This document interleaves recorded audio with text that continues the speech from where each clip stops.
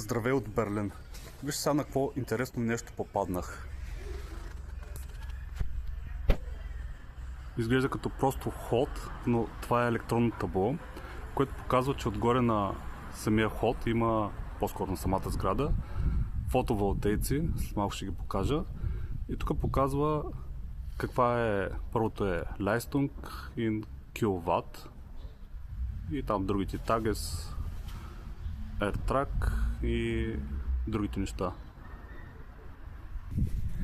които честно казвам не ги разбирам какви са тези параметри, но ето как изглеждат и фотоволтаиците върху сградата. Тези, които разбират от фотоволтаици и от системите, кажете тези параметри добри ли са? Може би са добри. Аз за първ път виждам нещо подобно и изглежда определено интересно отпред на сградата да пише, че самата сграда произвежда ток. Това е бъдещето, най-вероятно, и по подобен начин върху сградата, а не върху планини, върху места, които могат да се ползват за друго нещо.